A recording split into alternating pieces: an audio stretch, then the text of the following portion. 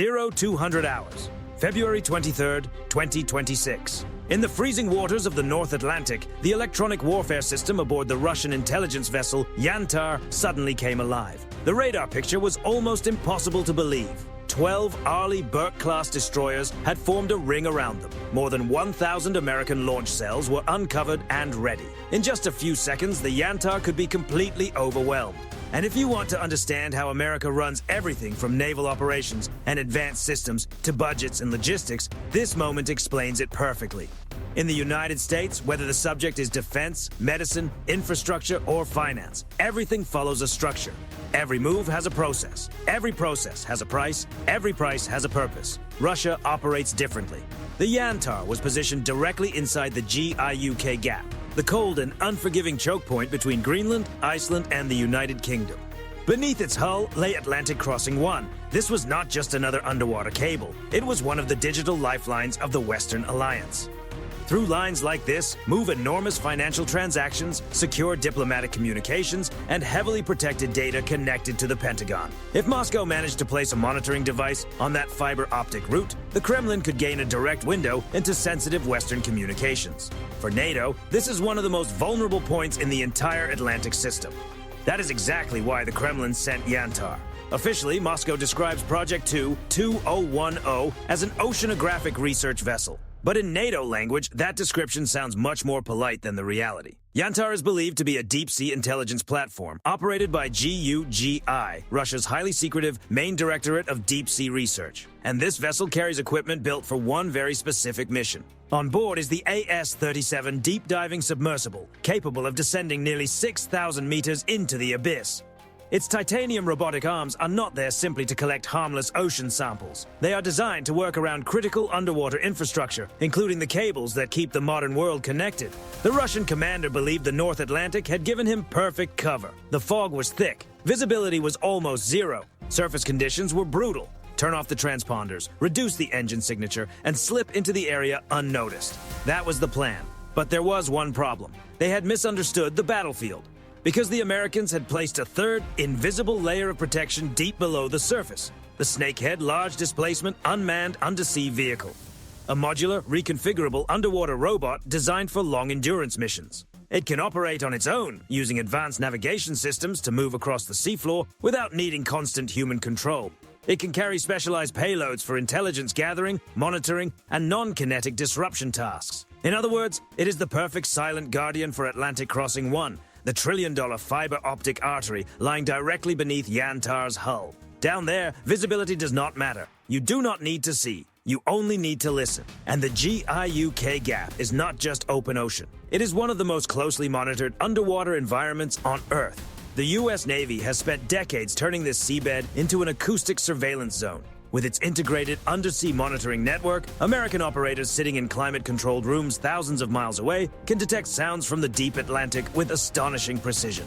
In a place like this, silence is never truly silent. And the moment Yantar entered the gap, the ocean itself began reporting its presence. At 0204 hours, the bridge of the Yantar descended into confusion. The Russian captain stood frozen in front of the radar display, staring at 12 Arleigh Burke-class destroyer signatures surrounding his vessel. He was experienced enough to understand what was happening. 11 of them were almost certainly false targets, but identifying the real one was the kind of decision no commander wanted to make under pressure. Soviet naval doctrine had a standard answer for this kind of situation. Change radar frequencies and rely on the TK-25E passive sensors to separate real signals from electronic interference. But the crew of the Yantar was about to discover a serious weakness in their own systems. The USS Donald Cook was not simply filling their screens with random noise. The Americans were using DRFM, Digital Radio Frequency Memory, through an upgraded AN/SLQ-32V6 electronic warfare suite. And that changed everything. When Yantar's radar sent a pulse into the freezing fog, the American system captured that exact electromagnetic signal, adjusted its timing and Doppler characteristics, and sent it back almost instantly. Russian processors were built to filter out obvious interference, but they were not built to reject a reflection that looked mathematically perfect. To Yantar's computer, every ghost contact appeared real.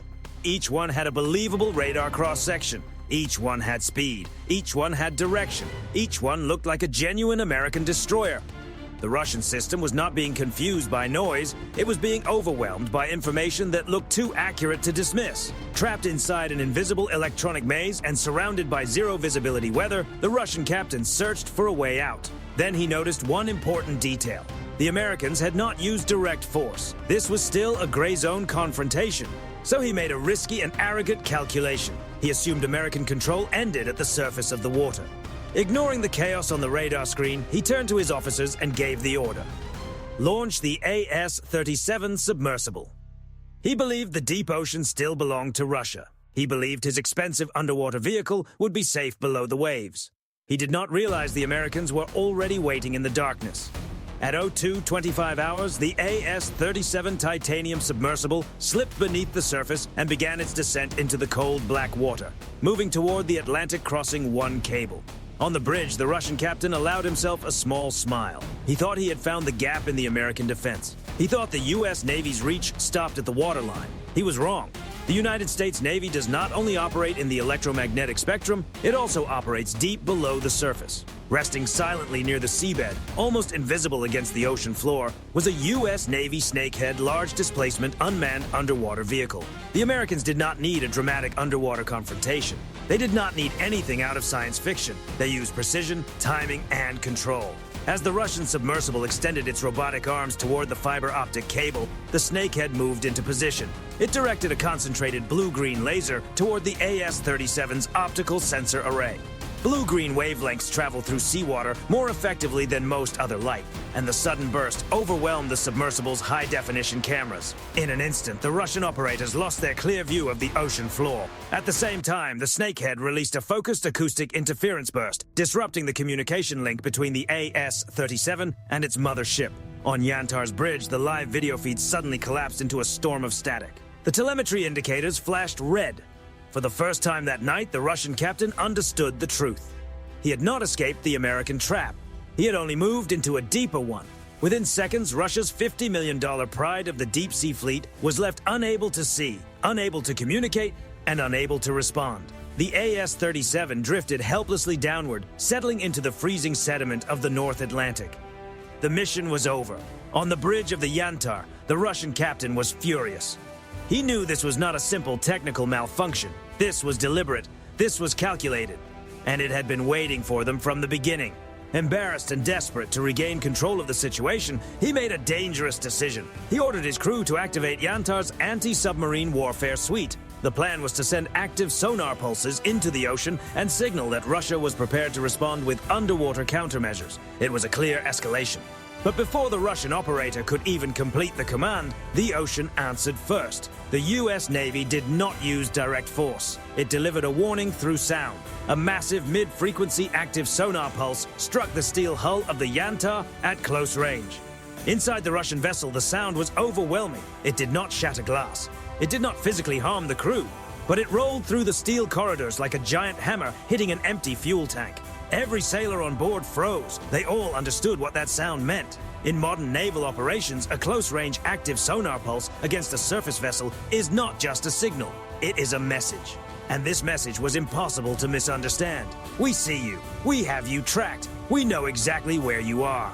The Russian captain stood motionless on the bridge. His deep-sea vehicle was lost in the mud. His radar was still showing 12 American destroyer signatures around him. And now, from beneath the waves, something unseen had made it clear that the Yantar was being watched from below as well. He had no good options left, but the U.S. Navy was not finished. The next move was designed to turn a failed mission into a complete psychological collapse. While Yantar's crew was still recovering from the sonar pulse, their passive acoustic sensors detected something enormous moving nearby.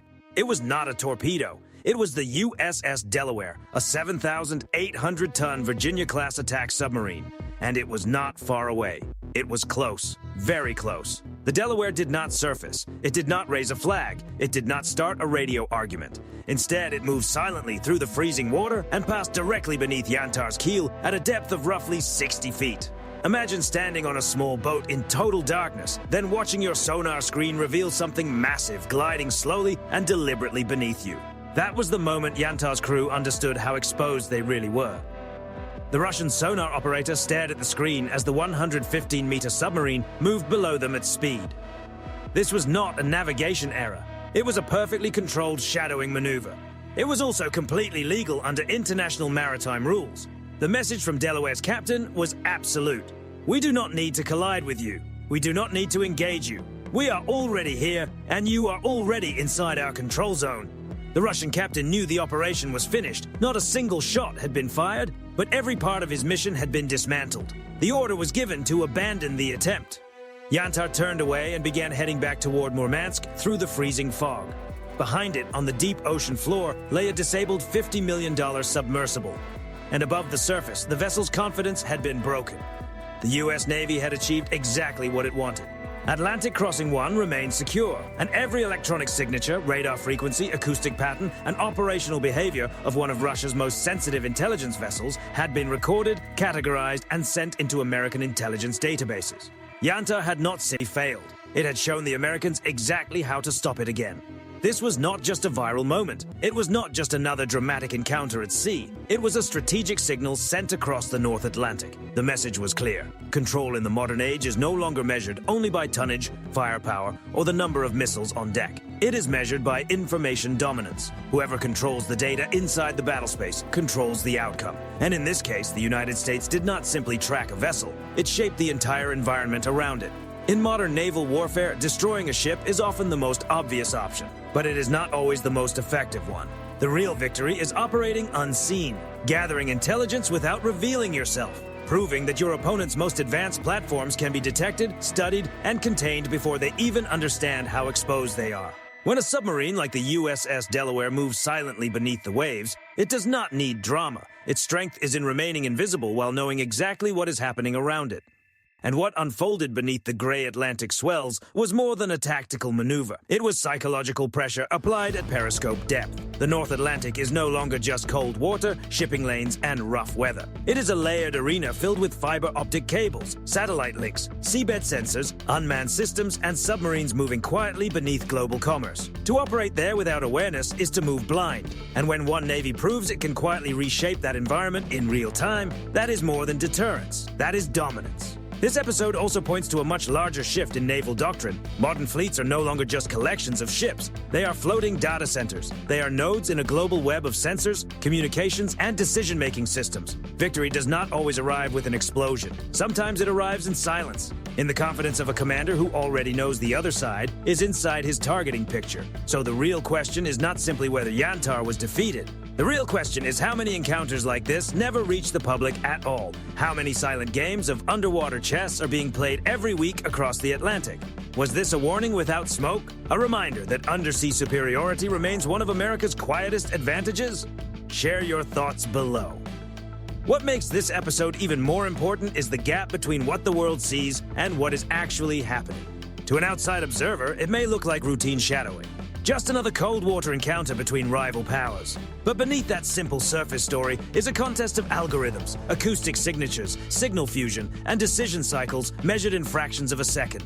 The side that processes faster, connects the dots more clearly, and anticipates earlier does more than react to the battlefield. It shapes it. In that sense, dominance is no longer purely physical, it is cognitive. And if you want more breakdowns on submarines, electronic warfare, and next-generation naval technology reshaping global power, subscribe to Navy Vector. The ocean may look calm on the surface, but beneath it, the game never stops.